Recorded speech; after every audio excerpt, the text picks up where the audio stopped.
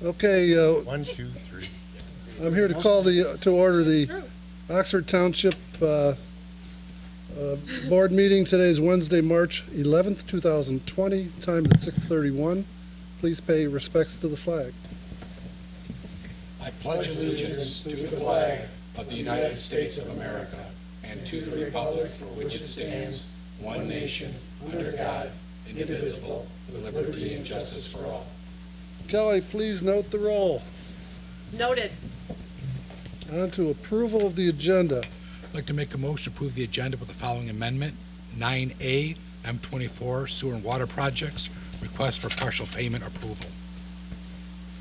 Support. Partial payment. Is there anything else? Yeah, I was just going to ask, can we move, well, it's already up at the top, and it was 10B to 10A and 10, just switch those two, we can get rid of the cops, get them back doing their job? Make you uncomfortable? No. That's fine. I'll amend my motion to also switch items A and B. Travis, we'll do it first.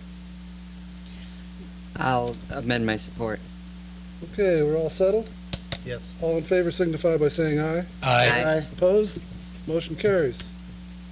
On to consent agenda. I'll make a motion to approve the consent agenda as presented. Second. Moved and seconded. Any discussion?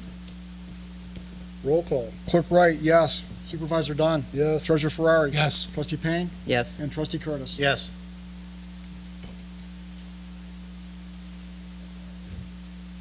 And Trustee Duras has an excused absence. She called me and let me know. Let's move on to public comment on items not on the agenda. Any public comment? Non-agenda items? On to the fire department. Got anything, Pete? Evening, Board. Just a few updates. Assistant Chief Creech has returned from sick leave. He came back on Tuesday, so welcoming you back and glad to see you back with us. One of our other firefighter members, Nancy Hunger, who serves on the FEMA DMAT team, was deployed back on February the 14th, and she's been assigned down in Lackland Air Force Base down in Texas, where they received over 150 to 200 of those people that came off of that first cruise ship. And she's serving with the team that's taking care of that group of people. It got extended, and then it got extended, and then finally they are discharging them this Sunday, the 15th, to come back home. So she'll have been down there for a full month working for FEMA, working with these people. As far as the rest of the comments from the virus and everything, everything's coming from the state and from the county. Isn't a whole lot of information to tell everybody other than the same thing. It's no different than a regular common virus that everybody gets every single year. The same precautions should be taken to make sure that you wash your hands, to make sure you keep 6-foot distance from each other. Make sure for right now you don't shake hands, you do the elbow bumps or, however else you want to greet people right now. The biggest thing is just, wash your hands, go around, disinfect a public building like this, make sure people go around and, bleach, clean off the door handles and areas that people touch and feel all the time like that. On the fire department side of it, in working with the Oxford schools who purchased a machine called the Clorox 360, we're getting it tomorrow morning and bringing the machine to the fire hall. We're going to go through all of the ambulances and completely disinfect the whole inside the ambulances. We'll also do it with our classroom because we've been having the fire academy meets in there twice a week, so we're going to be doing the entire classroom for it. The schools has been doing it for just about every single weekend. They're using it and going through all the classrooms and stuff on all the schools and going through, so just trying to keep up with it. I know I've heard of today off and on a lot of the programs are being canceled all over the place as far as any public programs or anything, meetings. Universities are all closing, telling everybody to work from home or work remotely or whatever like that. The biggest thing is I like to make sure that everybody just doesn't go buying into the mass hysteria and everything. Again, it's the flu, just like the common flu that we have. usually every single year in the United States, we got over 10,000 people that die every single year from the regular flu strains that we've been dealing with over the years. So again, precaution-wise, keep clean, wash, don't travel, don't go on a cruise for a while, and try to get about it that way. Well, we all got to take care of each other. Have the courtesy. Absolutely. If you've got a cold, for God's sake, don't be coughing around people. Matter of fact, if you got a cold or sniffles, stay home. Right. But, we got to look out for each other, and it's important for everyone to do their part. And I think this will all pass, just like the swine flu. And then the other ones, yeah. Thank you, Pete.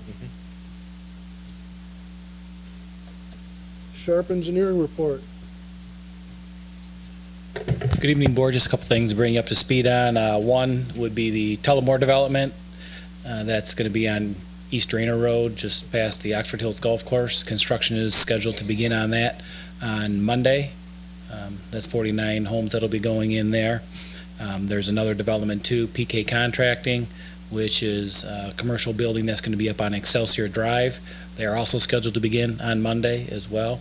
That's like a 12,000 square foot building, if I recall, and PK does a lot of the road striping that you see out here, the trucks and things. And then the M24 update, the bids did come in last month. The estimated amount from MDOT was 26.8 million. The bids actually came in at 33.3 million. So about 6.5 million, or 25% over the estimated budget there. Dan's Excavating was the low bidder for that project. To date, the contract has not actually been awarded yet. MDOT has 45 days from the time that the bids were received to award the contract. Because it's over a certain threat, over the 10%, they usually give them like 10% fluff, but because it was so high over, MDOT has to justify it to Lansing as to why the project was over, or they have to rebid the project. They are not going to rebid this project. There are too many municipalities and so forth involved in it, so they'll find a way, and they'll find the money for it from some other project. We'll talk about the water and sewer. I'll let Mr. Curtis handle that under item 9A, because not only were MDOT's costs exceeded, but ours were also for the water and the sewer funds, the water and sewer projects that we have.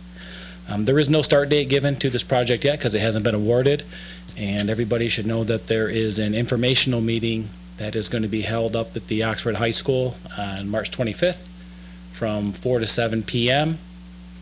This is not going to be a presentation, my understanding, by MDOT, but rather we like to say it's like a charrette, like they had done at the library a couple years ago, where they present the plans. People can ask questions about it. Hopefully by then they will know the start dates and the scheduling of everything. So that's all I have. Any questions?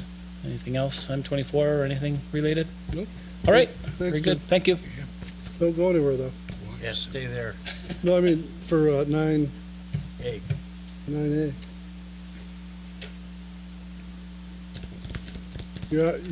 Jack, you want to start? You're Water and Sewer Chairman. sure, board members. The Water and Sewer Committee met in regard to the proposed sewer and water projects on the, in conjunction with the M24 reconstruction. The proposed cost of the sewer and the water projects both will be between 2.5 million and $3 million. Oxford Township received an invoice. It's attached in front of you from MDOT in the amount of $1,361,800 as partial payment toward the sewer and water projects. The Water and Sewer Committee unanimously recommends the Oxford Township Board of Trustees to approve this $1,361,800 amount. These monies will be taken out of our sewer fund for sewer extensions and water fund account for water line extensions. With that, I can answer any questions. Yeah, I'm going to ask Jim, what was the original estimate? Could you give the original estimate and what our new price is? So the original estimate for the sewer that we had was around $750,000. MDOT's estimate was even lower than that. What they expected the prices to come in at, it was like $680,000. And the overall amount for that's gonna be a couple $1 million. Kind of a little bit off. Why do you think it was so far off? We've been trying to figure that out for days. I have my suspicions, but you can't really say. The way that contractors bid things, you just don't know how they bid things, why they bid things the way that they do. The costs from Dan's Excavating, or from Angelo Iafredi, who was the other bidder, would have been even higher. So their cost was, actually, I don't have that in front of me, sorry. Had to be higher. It was gonna be higher. It was gonna be higher. And the Could you water also- likewise was estimated around 400, and I think that's coming in around $470,000. So by the time your all-in cost, based on the bid amount of $2.5 million for the water and the sewer, and then they have what they call a CE amount, which is the construction engineering for the inspections of it, the management of the projects and so forth. This is all done through MDOT. It's a percentage of that 2.5 million, so that's another $230,000. Your all-in cost currently will be $2.783 million for the water and the sewer costs. Again, the water came in a little bit above, but not ridiculous, but the sewer, big number to bite right there. We will, or Jack will tell the board, we are trying to get some people to help us defray the cost, offset the cost a little bit. It's ongoing right now. I know we had a meeting today, a short meeting, and I understand the person called back and would like to talk about it again.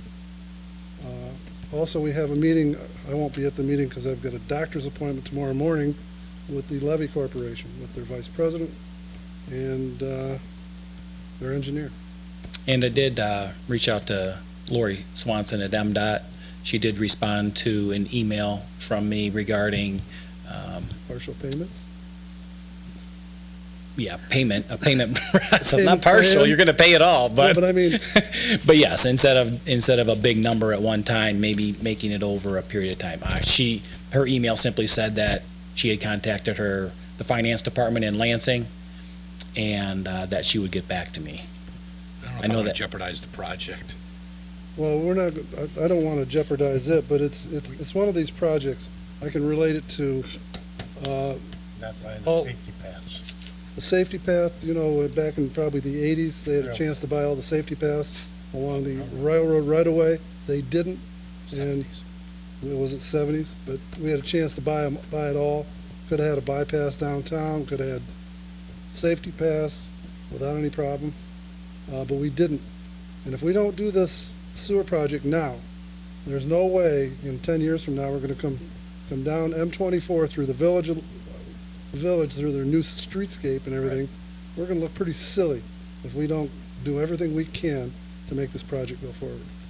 I move to approve invoice number 591-1050-1536, dated January 24th, 2020, from the Michigan Department of Transportation, the amount of $1,361,800 as a partial payment for the sanitary sewer project and water main project as part of the M24 Highway Reconstruction Project.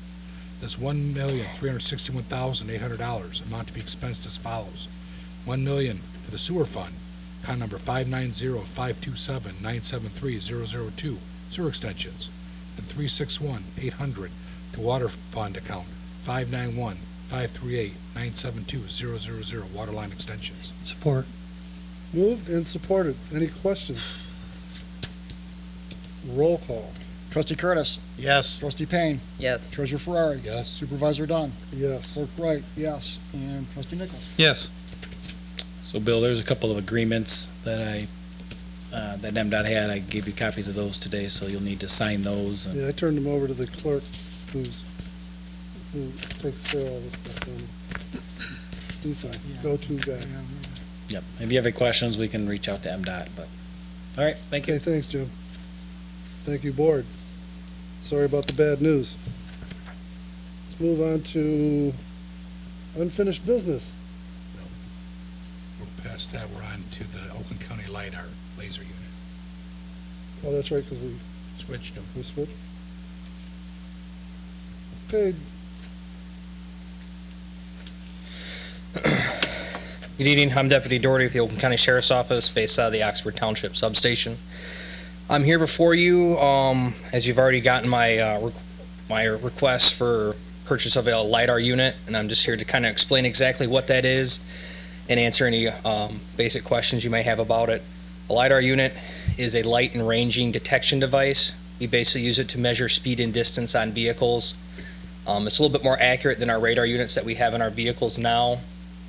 Then is also handheld, so we can stand anywhere and point it at one single vehicle in a line or a group of traffic and get a direct reading of speed and distance on that vehicle. now, this piece of equipment is going to be the sole property of Oxford Township. Correct. It's using funds from your guys' Police fund. police fund, and it's going to stay here in Oxford for use by deputies out of the substation for the township roads.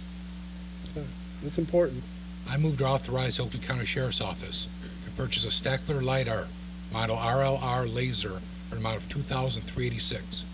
This $2,386 amount to be expensed to police contracting account 205-302-977.000 equipment acquisition. Second. Been moved and second. Any questions toward Deputy Doherty? Can't make fun of him or anything? Can't get them on. Thank you. Roll call. Trustee Payne. Yes. Trustee Nichols. Yes. Clerk Wright, yes. Treasurer Ferrari. Yes. Trustee Curtis. Yes. And Supervisor Dunn. Yes. Thank you, Deputy. Thank you. Thank you, LT. Thank you for letting us put those guys forward. You're up, guys. This would be the Oxford Public Library bond proposal, resolution and ballot language. Good evening. Before I go into any detail about the process we went through, I just want to share with you, in light of the COVID-19 outbreak that we've had in the state, outbreaking 2 cases known. That being said, it's still to be taken seriously. We have seen a fairly significant decline in the number of people visiting the library in the last few days, especially today.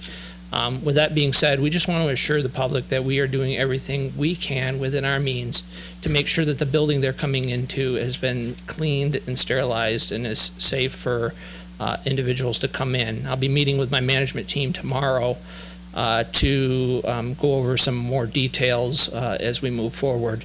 At this point, we have no intention in reducing hours to the library. We haven't canceled any programs, but obviously we're making some internal changes to make sure that the general public is safe when they come in our building. On that note, I'd like to share that over the last year and a half at least, we've been working with Seth Penchensky of Daniels and Zermatt Architects in Ann Arbor. And part of our task was to conduct a feasibility study to determine whether or not it's necessary to add on to the Oxford Public Library.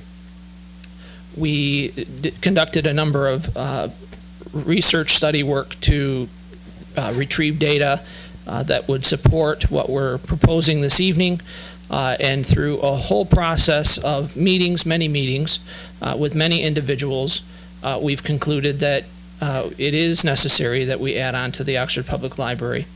Now, part of the rationale to this addition is that our children's room as it is today is very undersized for the community that we serve, and in particularly the number of people that actually use the children's department. And so our reasoning, the main bulk of this plan has been to first create an environment where our parents and children can come to the Oxford Public Library and use a space that's usable to them. I mean, as it is right now, when we have large story time groups, we have parents that are sitting on the floor, literally sitting on the floor, because we don't have enough furniture for them to sit on. And even if we had the furniture, we don't have the space in that room to provide for additional furnishings. Plus, the size of the story times that we're doing today are large, so that we have a struggle in fitting everybody into the story hour room that we currently have. So we're looking at addressing that issue.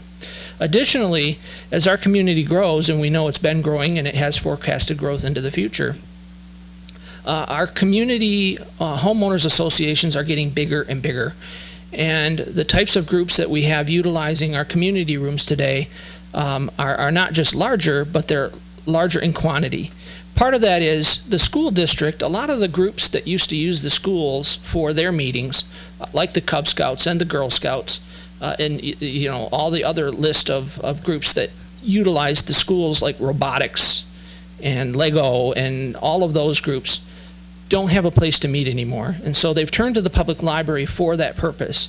Additionally, we have a whole list of tutors that come into the building on a daily basis, right after school until just before dinner time, and they're meeting with their students. And quite honestly, they're trying to utilize the library to the best of their ability, but they're struggling because it's a very busy place. Contrary to what some folks believe, the library is a very busy place.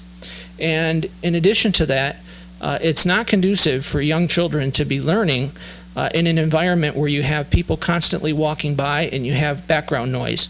And so in this plan, we've not only expanded our children's room, but we've also expanded the community room to be able to accommodate larger groups. And we've added additional quiet study rooms for tutors or college students to be able to come into our building and study in an environment that's conducive to studying and lifelong learning. So I hope that addresses the scope of why we're doing what we're doing. Plus, when we looked at the numbers, we see exponential growth coming in the future. And we're very optimistic. I mean, this is a good problem to be in. So at this point, I'm going to ask that Mr. Pinchensky come up and kind of show you the larger scale of what we've done. And then we can talk about what the ballot language will be and the numbers behind that. Sound fair? All right, thank you.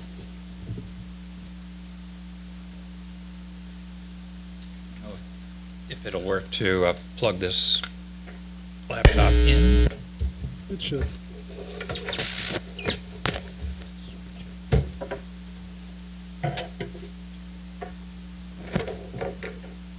So I have, you had a floor plan there that's pretty basic. I've got a little more detailed plan.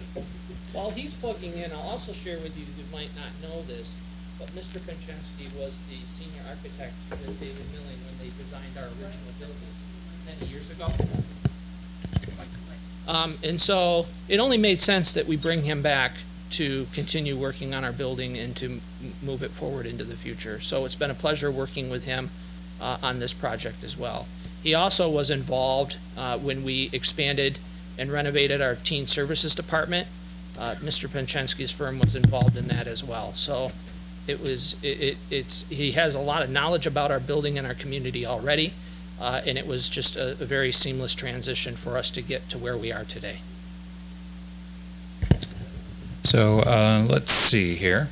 I think actually the previous plan that you had up that was black and white kind of showed grayed areas in where the expansion to the building, existing building, happens.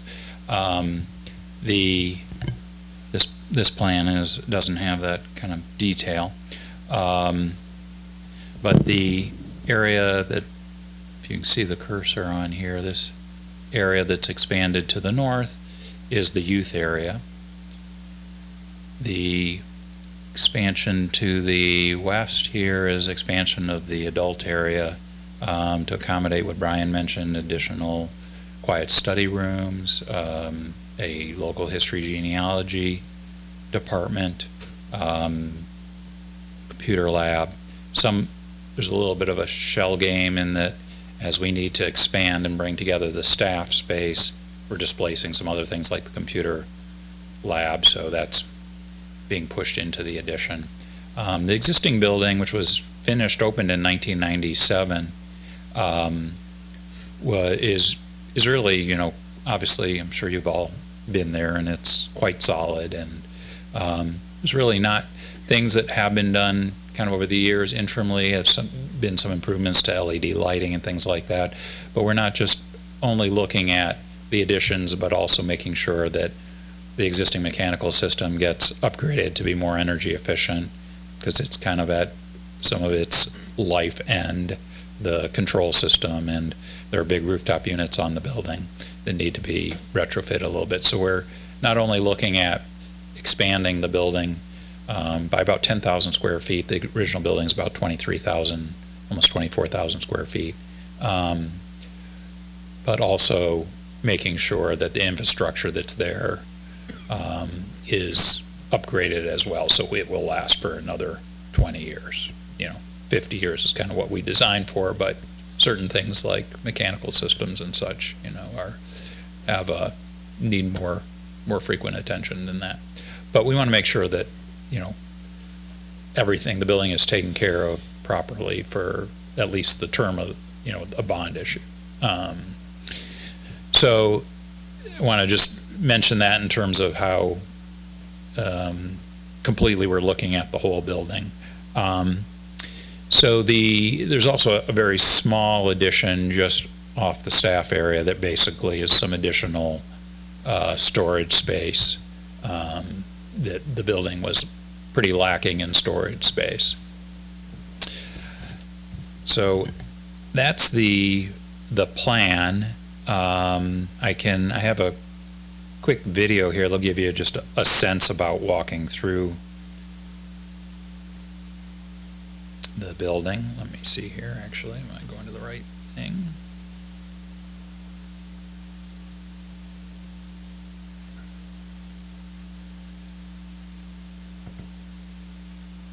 This is still a slightly preliminary quality here, so it's a little rough, but gives you a sense about this end right here is the youth edition, and then it kind of zooms around to the back here where this is the adult edition.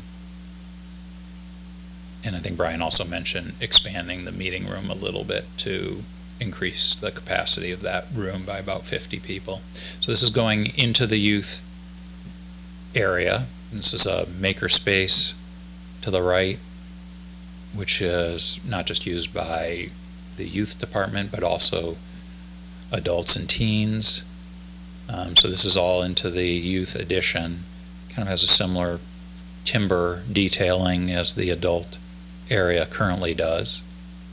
A little bit of a patio for some outside story space in the summertime. There'll actually be a little bit of a fence around this space, keep the kids secure.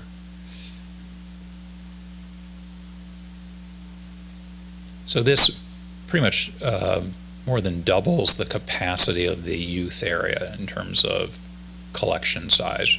And as Brian mentioned, we compared to similar communities and the collection size of those communities for youth to determine what's the real capacity that we needed to accomplish. So a little more renovation to the lobby space in terms of where the existing desk is located, upgrading kind of the copy center function.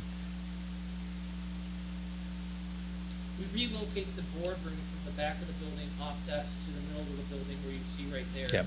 So that when we're not using it, the public will be able to use that space as well. Yeah, to make that space a little more flexible.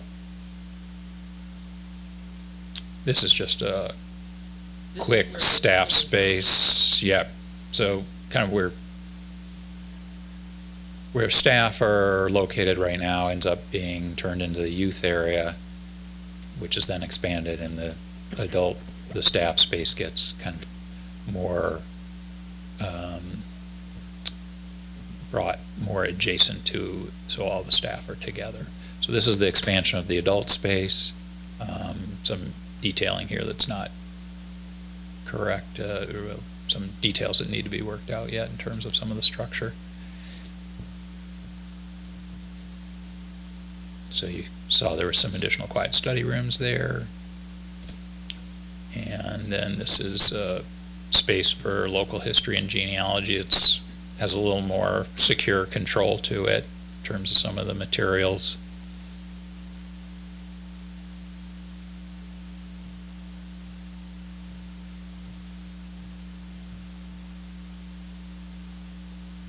And then this is simply just the meeting room there at the end.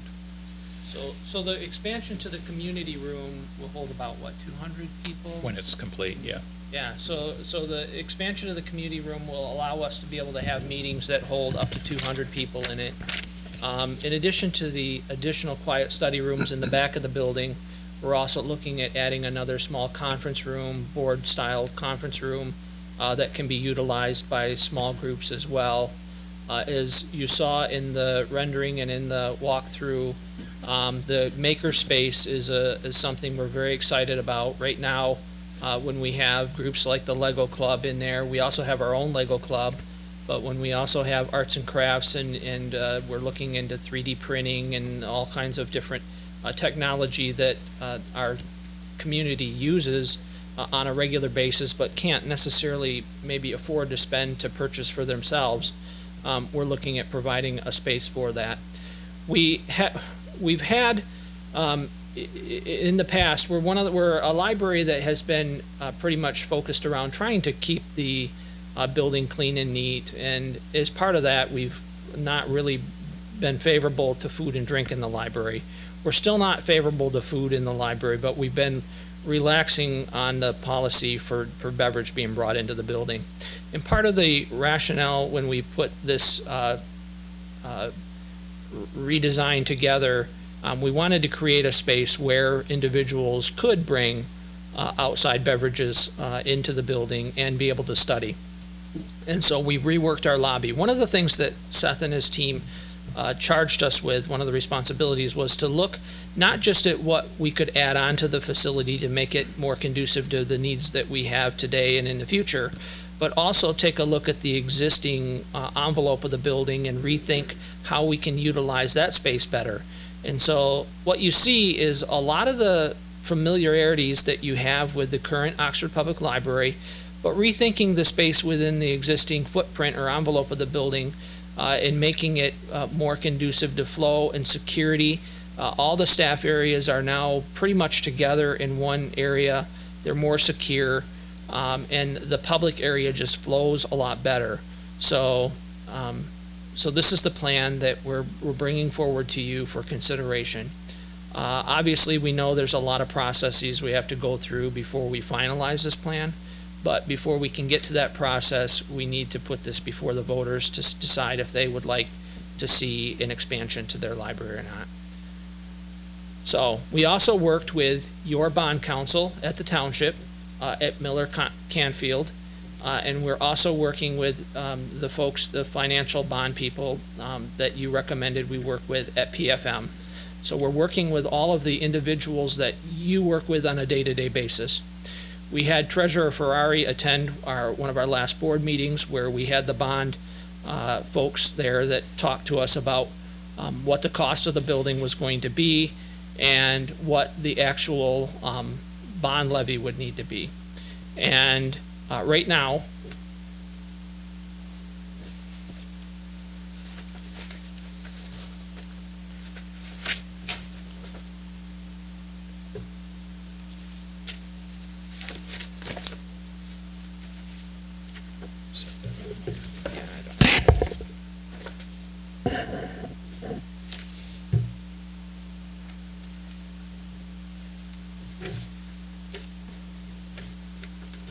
so the proposal that you have in front of you is for a 20-year bond at $9.1 million.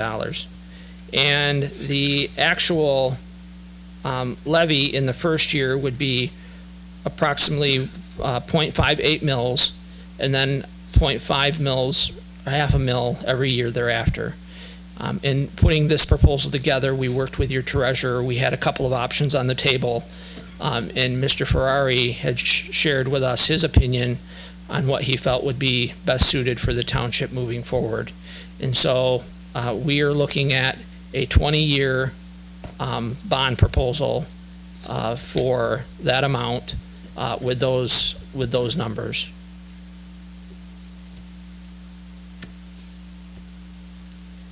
Do you have any questions? My board, at our last board meeting, we passed a resolution, unanimous consent, to move forward with this project, but we also understand that in order to put a bond on the ballot in August, we need your approval on that as well. And so that's why we're here this evening. Questions? Yeah, I have some questions. You said this is an additional 10,000 square feet total, Roughly. roughly 10,000? Yeah, construction of that magnitude, that's $910 a square foot. I have the, actually more detailed budgets with. Yeah, I'm just, what I was given, this is $910 a square foot. Well, We that's kind not of just the, go through some quick rough numbers. I know that our it's bas- library has had over 1,600,000 people attend it in the last 10 years. They've taken out 2.4 million resources over those 10 years. So I'm really trying to help the library, but from a planning standpoint, Brian, I just talked to you a little bit about it. My concern with this is we have some non-conformances there. We have some non-conformances in the tunes of parking lots not paved. If you get that through the Parks and Rec Department, cutting through the school, you do not have enough parking. Those are the kind of things that we need to look at from a planning commission standpoint, running it by our engineers. Where's all the stormwater going? I know we have a detention pond there. Is it fitting Yep. for what we are going to be covering with parking lot? Those concerns, Setbacks? trying to put, Setbacks? yes, side setbacks. I didn't get even to that yet, because that's down the list. But you have side setbacks, rear, or two side setbacks. So these are a lot of things that I want to ask from a planning standpoint. We need to know if this building can go on there. Now, cart, horse, I understand you're looking to get on this millage for August, but there are a lot of unanswered questions. I pulled up your plot plan today, and I really had a lot of questions and concerns about it. So I know you can go through and redraw and recalculate, and move around, but we have some big concerns from the planning commission that need to be addressed. So, with $910 per square foot, the non-conformances Well, that I are mean- there, and you would then have existing non-conformances, you'd be creating some, so be prepared, you're gonna have to go to the zoning board of appeals. We hold all developers in our township to these standards, and we can't let our municipality have any leeway in those things. It's more of a warning or a look, guys, you're going after the cart or the horse, which one's first? So those were my questions. well, I can share the more detailed budget with you, but it's actually 11,247 square feet of new construction at $334 a square foot. The existing building is 22,910 square feet, and that's budgeted at $74 a square foot, and that includes some of the interior renovations, mechanical upgrades, lighting upgrades, carpet replacement in some areas, Yep. furniture, et cetera. Actually, it doesn't include furniture. The budget includes 30 additional parking spaces, and a lot of other stormwater, paving, landscaping improvements of about $419,000. Escalation for about 18 months at 5%. Contingencies for both construction and design, because this is, even though it looks very finished, there are a lot of details that you're pointing out that need to be addressed. And I think that, just for everybody's benefit, the reason why the building is non-conforming is that at the point when the building was built in 1995, actually, or had site plan approval, the ordinance was different in terms of those side setbacks. Yes. So that's why at least the south side setback is non-conforming. So that brings total construction cost to about $7.1 million. Then there's soft costs for engineering and architecture, technology, and about $61,000 in technology, and a furnishings of about $700,000. That's a better breakdown than $900. Yeah, and I can give you a copy of this if you'd like. So, we, just Daniels and Zermatt Architects, which, as Brian mentioned, when we did the building, we were Daniels and Zermatt. We were David Millian Associates Architects. After that, one of the other associates there and myself became Pachansky Whistler Architects for several years, and we merged with Daniels and Zermatt about 5 years ago. So I've got about a 25-year history of doing about 50 library projects, and we've gotten, very detailed about everything budget-wise that goes in to this.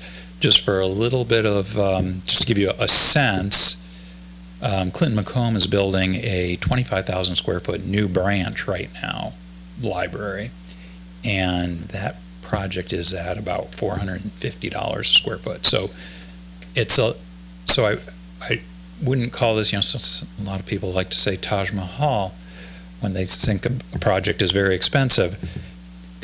Clinton Macomb, if you've been there, it's a little higher quality. This is still kind of, we're trying to keep with the quality of the existing building, which is very nice, and it's made of good materials, and it's going to last for a long time, but not going beyond that level of quality. So, construction costs are going crazy, and we're even a little nervous, about those costs, but which makes it very important to actually get the project designed and bid next, hopefully within 6 months after the voters would approve it. So, going through the process, and it's possible, as I had mentioned, in some communities we do a preliminary meeting with the planning commission just so they're on board with the design, and we could do that. We have that here. Yeah, but usually you kind of don't, sometimes we've gone to the planning commission, they said, well, until you have the voters' approval, we don't want to talk to you. But then just having a preliminary meeting that's informal is a good idea, I think. And maybe that would, could address some of those issues. Thank you. Was that answered on the ZBA? What happens if we go through with this and you go to the ZBA and they say, well, yeah, the setbacks were different back in 1997, but now we have new setbacks, and if they don't give you permission, what happens? We would have to change, we'd have to modify the design phase of it. I guess what I'm. Well, if they, it's very rare that you couldn't expand a non-conforming building and to meet the, obviously meet any existing or new setbacks on those other property, but the reality of the south property line being the non-conforming spot right now, which is adjacent to a park, is, I can't imagine. But that is what it is. I'm talking about the new construction. New construction could meet the zoning. What are you zoned right now? R1, Brian? I think it's R1. I looked it up, it was R1. Yeah, and the logical thing would be to change it to a public. So Seth, you guys have to go from the planning commission yet and then the ZBA? Well, we weren't planning to do that before putting in front of the voters. But if you think that we should at least have a preliminary meeting with the planning commission, and maybe they would recommend that we do go to the ZBA at that point. I'm all good. Question. Considering that this bond would pass and we approve this, and your construction costs come back higher than the 9.1 million, will you downscale the project? We'll have to, as you know, we have a little bit of money in our fund reserve, and obviously we're going to hold on to that through this process because we may need to tap into some of that. to help offset some of the costs, and we're prepared to do that, absolutely. In addition, we've spent a lot of our reserves over the last several years modifying and updating the current infrastructure as much as we could to make the building more efficient and more compliant today. With that being said, the costs that we've wrapped into this bond proposal are costs that far exceed anything we have in fund reserves to be able to handle.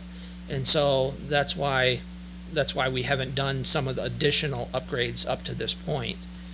So obviously, yes, if the costs come in more, we're going to have to modify the plan then as well. So it's not just a matter of whether something's conforming or not. It's a matter of whether or not the costs come in where we anticipate they're going to come in at. And as Mr. Penchensky said, the costs have been fluctuating significantly. And as more and more very large-scale school bonds get passed in this state, those costs can fluctuate even more. So we have a lot of things that are unknown variables here that we just aren't going to know. What I can tell you from an operational cost perspective is that I believe, based on all the calculations that I've done and taking into consideration that the forecasts are as accurate as they have been in this county in terms of growth, that my current operating budget will be able to sustain the operation of an expanded facility based on a number of variables. One is taking into consideration the anticipated growth that we're going to see here, one. Two, also taking into consideration where my budget has come in in the last couple of years, being able to have a little bit put money into the reserve to prepare for this project, but also to prepare for growth in the community. And then the other component is, knowing, as I mentioned before, what the economic growth is. I feel quite confident that we're going to be okay if all of those variables come into play the way that we anticipate they are. We're going to be okay, not having to come to the voters and ask them for additional operating money later. There's a lot of unknown variables here, but we can't not look to the future without taking a leap at some point. It just is what it is. I don't have a better way to explain it. We know about overruns. We had an estimate of 800,000, now it's over 2 million. I can So tell we're you. well aware of. I can tell you that if you look at our operating budgets over the whole history of the library in this community, we've been very fiscally responsible with the taxpayers' dollars, as has the township. And I can assure you that we're going to work with Mr. Penchensky and all of our contractors to make sure that we get the project done at this budget. And if we can't make everything happen on this budget, or in this project happen at that budget, then obviously we will cross that bridge and we will make those modifications when we have to. That's inevitable. Any construction project of this magnitude has those bridges you have to cross at some point. And so we're prepared to do that, just as any organization or any school or any library or any organization would have to do. Yes, Joe. Hey, Brian, would the library consider going from the planning commission, ZBA, getting all that worked out and then putting on the November ballot? I'd feel awful foolish to okay this and then have you go to the ZBA and go, nope, can't move. You're going to have to meet all the setbacks. All of the projections that we have into set us back, until November, and then have additional, setbacks on top of that, is only prolonging the inevitable, and that is we need to find out if the community supports this. If the community supports it in August, we will make those things happen. I mean, you have all worked with me for over 13 years now. You know that if there's a will to make, or a way to make this happen, we're going to make it happen, and that we're going to work with you to make it happen. So I would like to see us move forward as planned. If you are comfortable doing that, I would like to see us move forward as planned, preparing for the August primary election, and let the voters decide what their future is going to be. I'm going to think out loud here. Is it possible to okay this to go on the budget, or go on the August election, but in the meantime have them go for a pre-construction or meeting at the Planning Commission and in case maybe the ZBA. We Same indicated we would be more than happy to do that. Absolutely. Okay. Oh, I want it to happen, but I don't want to put I the get cart it. before the horse. I get it. It's just, this isn't like building, as you know, it's not building a house, and there's a lot of complexities here. I mean, the property that we built the original library on had many limitations. I mean, Mr. Pincheski can speak to those. We've had a lot of limitations in the original building, had to make some modifications sort of last minute to fit that building on that property. So we're prepared to take on those hurdles. We just need you to move this step forward so that we can take on those hurdles. Well, I don't want to hold you up, but I do want you to move forward, at least one vote here, to move forward immediately on going to the Planning Commission and if necessary ZBA, so we can have the information before everybody gets to vote. Yes, Jay? Well, I think you're right. I mean, we need to be working on this to show the voters that it can be done, number one, and let the voters decide if they want to do it. Is that fair? I mean, preliminary meetings with the building department, the engineer, and the planner, that'll tell you if you've got stormwater retention, the nonconformance from 95 that was granted, or 98. Parking? Yeah, but we can't go back and change that, but we should watch for the ones that are in 2020. Right. Just as we do with all developers, so. And there are things that you don't know that I've not mentioned here in talking with other agencies like Parks and Recreation.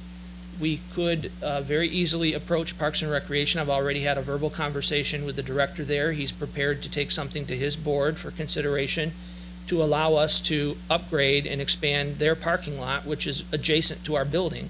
So it would be a win-win for the community. The Parks and Recreation would get an expanded, updated, conforming parking lot, and we would be able to have additional parking for the library when we have overflow. Then you can Because do as this you at know, the same you move the time. election, You can do this at the same time. You go to the Planning Commission, possibly ZBA, right, and get these questions answered, not right. Because not as you later, know, but you now. moved precinct 7 to us, and I'm not complaining about that, but it's a large precinct for voting in this community. And we had a hard time on major elections. We had people parking on our lawn. And now that we have precinct 7 in our building, I guarantee you, we're gonna have people parking on our lawn. So we're gonna need to modify that parking lot to begin with. We might as well wrap it into this bond and give the community a better parking for access to Parks and Recreation and then park there, but also provide the ability to have overflow parking for the library. So yes, we've given all of these things a lot of consideration. I've had dialogues with many people in the community. It's just we have to get all of those people together and agree to this. And But we can don't do know it. that. So Nothing we're is hearing it now. right. Nothing is insurmountable, and I believe this is very doable. We just need to all come together and make it happen.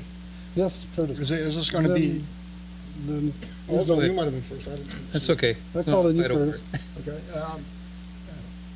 Are you looking at going just before, like, the committee of the Planning Commission or to the Planning Commission? What would this be, trustee? I would say Planning Commission, Full board. full board. You get their flavor, you get their temperature. Because what I'm getting at is that if they don't meet on the 25th of March, we meet again on April 8th, and that's your last chance to get this language on the ballot for August. I know. That's Short of- why I'm short of telling you, we have special to meeting. take this leap of faith and trust that we're going to figure this out. We have a lot of options that we can very easily figure this out, but we can't hold up an entire process on this contingency or we would never make progress. We will work this out. I promise you, we'll work this out, but we need to move forward so that we can Elgin? take Oh, these sorry. to the commission. Yes. Elgin? I guess, I watched the operation with the library just move further and further ahead for the community in the past years under the directorship of Brian. I believe what he's saying is correct, that they will find a way to do this. I also believe that we should move this forward with the conditions that you stated. Well, Joe, maybe Joe will have a motion. I move to approve the resolution submitting library bond proposal as presented, with the presumption that the library will go for the planning commission, zoning board of appeals, and follow any other township processes that need to be followed, and to approve the following language to be placed on the August 4th, 2020 primary election ballot. Library bond proposition. Shall the Charter Township of Oxford, County of Oakland, Michigan, borrow a sum not to exceed $9,100,000, issue general obligation unlimited tax bonds, payable in not to exceed 20 years from date of issuance, for the purpose of paying the cost of renovating, constructing, in addition to furnishing and equipping the township's existing Oxford Public Library facility, including all related site improvements, appurtenances, and attachments for use by the Oxford Public Library. The estimated millage to be levied in 2020 is .58 mil, 0.58 per thousand of taxable value. Estimated simple average annual millage rate to retire the bonds is 0.50 mil, 0.50 per 1,000 of taxable value. Support. Moved and supported. I have one comment too. If we pass this, I want the people to know that we're not for or against. The only thing we're doing here is allowing the library to put this on the ballot. So I don't want everybody to think because we're doing that, we're for it or against it. We're neutral. We'll let it, our votes count in August. I'll let you be neutral zone, that's fine. We just need to move forward. And Well, I appreciate that. Yeah, Bill, that's why I asked these planning commission questions. I'm glad you did, because When voters want to know, is the box going to fit the shoe? It's good to say, yes, it is. Yes, they're working with it. Yes, we're addressing that. Jim, Brian, I just have a quick question. Not that this would happen, but I know that there's been some articles that have started up again about cityhood and so forth, with the bonds being taken out for 20 years. I'm just curious how that would affect, because, I live in the township as well. Are they still a part of, would they still be taxed, and would that money still go towards the library? I don't think so. Depends how the city would be set up. Is it? Yes, I talked to our legal, I guess you have to be prepared for everything at these meetings, don't you? Yes. Good thing I am. Okay, so here's how that would work.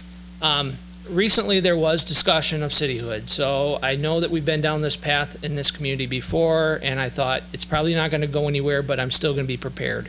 So I talked to our legal counsel at Foster Swift, and I talked to the library law specialist at the Library of Michigan, and both concluded that there is no legal precedence that sets the ability to continue to levy from the city if it is established and the village breaks away. That being said, there is also an understanding in most communities that the city would then have to either levy its own millage to continue supporting the operations of the library, or they would have to levy enough mills to continue their obligation to their community.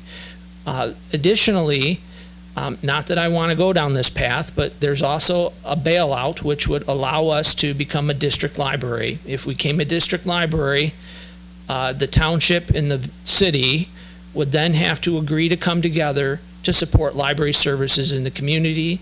The library would have to reestablish its establishment. It's a long legal process that I don't think any taxpayer in this community would want us to waste the time doing. That being said, we could do that if we had to. But again, if we based all of our bases on something that is a possibility, we would never grow as a community. Oxford Public Library has been a staple in this community for 95 years. It was established as a PA 164 public library in the township. I don't anticipate that that's going to change anytime soon. I don't have complete control over that, but I can only be an advocate for the library and make sure that the people that make that decision understands what they're voting for when they have to make that decision. any other questions or beat this horse enough? Yeah. Roll call. Trustee Nichols. Yes. Clerk Wright, yes. Treasurer Ferrari. Yes. Supervisor Dunn. Yes. Trustee Curtis. Yes. And Trustee Payne. Yes. There you go, Brian. Thank you. You got work to do. We do. Appreciate your time. Not a problem. Thank you for creating that work for me. I appreciate it. It's gonna have to be done now or later? That's right.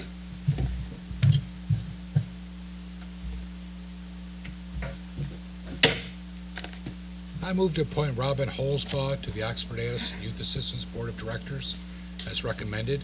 The Oxford Addison Youth Assistance letter dated February 26, 2020. Support. That's why I love you, Joe. You just keep these meetings going.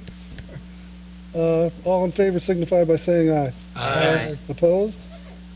You got any other motions in there, Joe? I know on the chloriding, trustee Curtis, I know it had a question before we continue with that. Yeah, I do have a couple questions. One, in our motion, we don't have a total cost.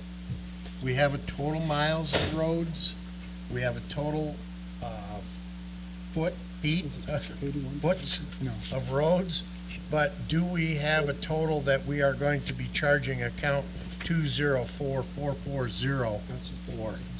If I look down into the document that was provided, there's several options there. Oh, wait till you're done.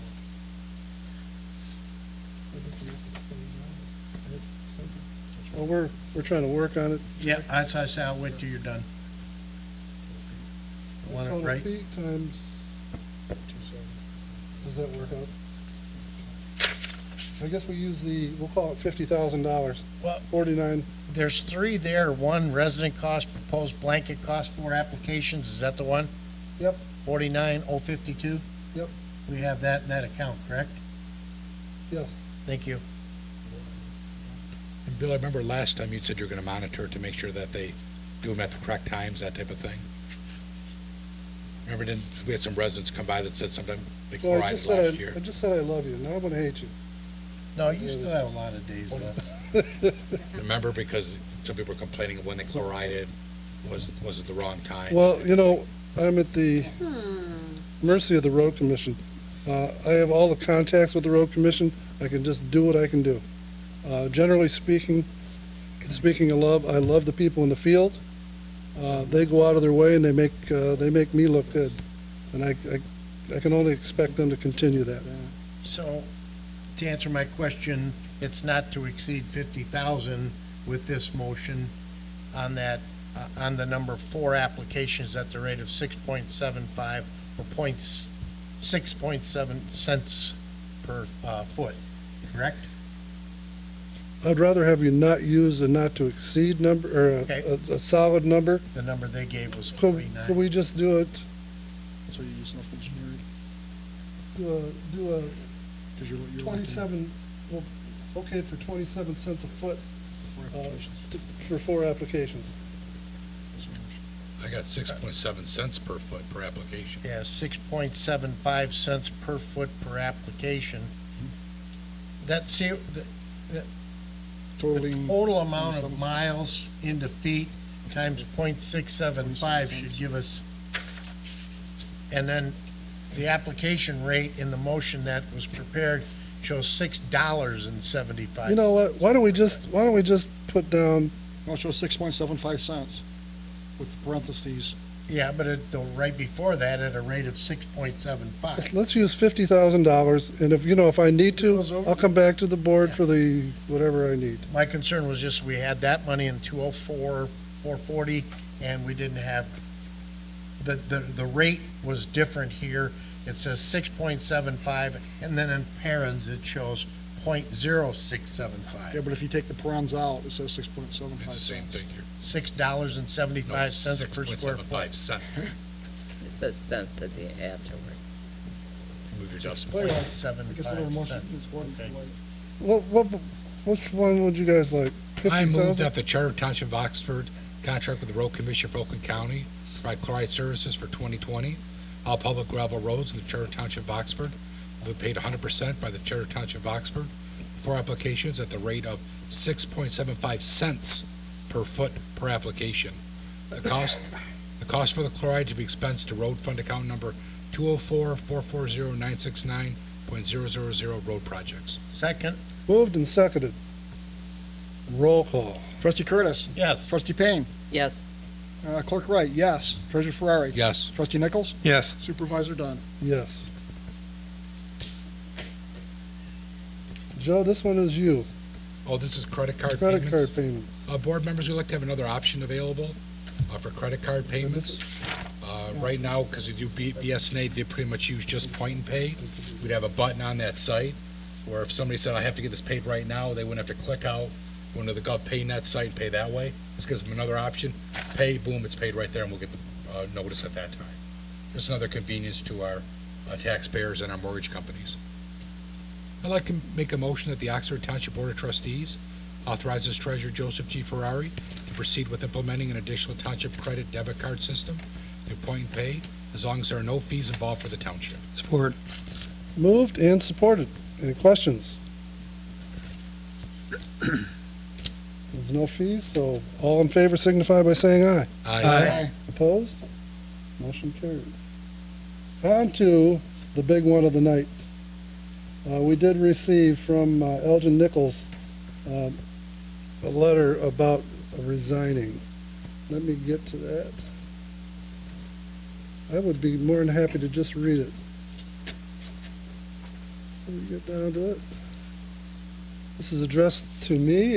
This letter is to inform you, effective March 15th, 2020, I will no longer remain as elected trustee on the Oxford Township Board.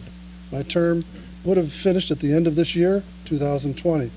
Due to an unexpected opportunity, my wife and I have decided to move back to our hometown in Bay County, Michigan. This was not an easy decision, as we will be leaving behind many friends within the village of Oxford and the township we have learned to love. Needless to say, it was my honor to have served the people of this community. Hopefully, resident voters will think kindly of me because I believe my decisions were fair and just and not biased in any way. As an elected official, I will miss everyone who I worked with on various boards, committees, and councils: Pollyant Trail Council, Village Planning Commission, Village Council, Village ZBA, Township Board of Trustees, Village DDA Council, Township Elections Committee, DDA M24 Task Force Committee. Finally, my wife Carol and I leave Oxford Township knowing the residents of Oxford are well served by their caring and dedicated officials. Thank you, Elgin Nichols. Elgin, buddy, I've worked with you for all these years, and I really respect the work you've done. And you know, it is true, because your decisions were fair and just, and I can't remember any bias of any kind coming from you. So I'm proud of that for you. Jack? Who are you gonna fall back on as an old business owner to get all these? 40 years? 38 years? Yes, 38. We gotta Yeah. get that in there. Don't let them leave. Yeah. Hey, it might happen. Thank you, Elgin. Thank you, Elgin. Thank you. Thank you, You're buddy. If I could just make a couple comments too. When I first ran for election, I had a couple people that popped out that surprisingly helped me a lot. One of those people is Jack Curtis. The other one is Mike Spiz. On the village level, Tom Benner was a very good individual to lead me in the right direction for the village. Ron Rolando later on, working with the M24 task force, he and I became very good friends. Joe Bullen, also went in the ZBA, all instrumental in letting me understand the residency, the way people think in this community. It was indeed a great pleasure to serve the residents of both the village and the township and work with these colleagues. Very talented, very well prepared for decisions to be made in the interest of the community. With that, I thank you. I move to accept the resignation of trustee Elgin Nichols with regret, to be effective March 15th, 2020. Further, a legal notice will be published in the Oxford Leader, March 18th, 2020, and March 25th, 2020. To inform interested residents, a resume and letter of interest will be due to the clerk's office by 4 p.m., April 1st, 2020. Interviews and possible appointment will be scheduled for the April 8th, 2020 Charter Township of Oxford regular meeting to fill the vacancy. Support. Been moved and supported. That's an excellent motion. Pretty much covered everything. Oh, you did it. Congratulations. I have one question. If we Yeah. all vote no, can he leave or not? No, he can't leave. You'll have to Well, talk to unless- my wife. Unless you wet our beak, Oh, maybe I with see. a cocktail. No, we're just teasing, we're gonna miss you, Elgin. Thank you. Let's do a roll call. All right. Don't call on Elgin. Yeah, I won't, I'll leave him till last. Trustee Payne, Yes. Clerk Wright, yes. Trustee Curtis, Yes, Treasurer Ferrari, Yes. Supervisor Dunn, Yes. and last but not least, Trustee Nichols. With regret, yes. Well, good luck on whatever you're gonna be doing up there in Bay City. And call him? Call No, Casket. It's going to be in Linwood. Linwood. Mhm. When I come fishing, I can, Yes, in your yard. great fishing there, and I have 3 poles that have never touched water here. And I plan on testing them when I get there. good luck. Thank you. Don't be a stranger, Elgin. No, I'll be watching you. Okay, is there anything else? Let's do comments. Jack? the only one comment that I wanted to make tonight was Tough Mudder. Tough Mudder went bankruptcy. Parts and parcels are being bought by Spartan Industries. Spartan is a venue holder of a Mudder event, and currently, Peter Fredericks informed me that they are still on the venue for May 30th and 31st, I believe it is. I wrote it down, I don't have that sheet. Yeah. But anyway, they are still coming under some name, but be cautious, as we were vigilant in collecting our monies before an event rather than after they were gone, That would be fire and EMS and police and chloride. and chloride and brush cutting. Is that all you have, Jack? Yes, sir. Margie? Nothing. Joe? I don't have anything. Can I do a Curtis? redo? Oh, wait, I'm doing a redo. Who's first? One redo it. Speaking of someone that makes us look good, we just had an election a couple of days ago, and everything went, I'm sure, pretty smoothly. And so I'd like to, thank, first of all, Curtis Wright and the ladies that worked with him, and all the volunteers, if there's any volunteers, and the paid people that help you put this together. You've done it every time, and that's why I think Oxford deserves to have you forever. Can I do my redo now? You can do it. Yeah, I'm gonna steal Joe's line, because it was funny, the election seems like it was just yesterday. But first thing I did when I walked in the office this morning was, I thanked everybody, because it's been getting better and better every year.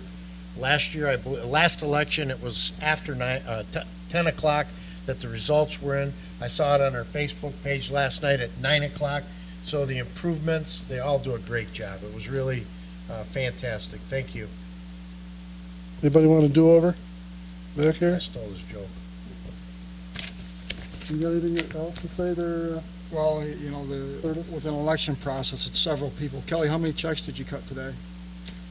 51. 51 checks. So you see, it's not just the clerk doing this, and with Susan and Kelly at the helm, they definitely have the process, the laws, rules, regulations to take care of those that come to the counter, and definitely do a great job.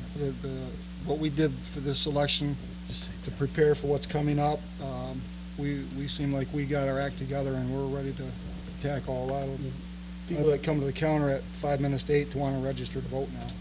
It's increasing task, so we'll do what we can to keep things going. And All those take people are care of doing those it, all these people are It's doing a because great of job, but Facebook. you know what they need? A spearhead. And you're the tip of the spear, and thank you. things. Elgin? Yes, I was going to comment on Curtis. I've worked with Curtis, of course, on Pollyant Trail and some other committees, and he does a superb job, very detailed. If they don't reelect him, shame on them. I think not only is he a great employee for the township, he's a very good, decent person as well. I'm make a motion to adjourn. Second. Moved and supported. All in favor signify by saying aye. Aye. Opposed?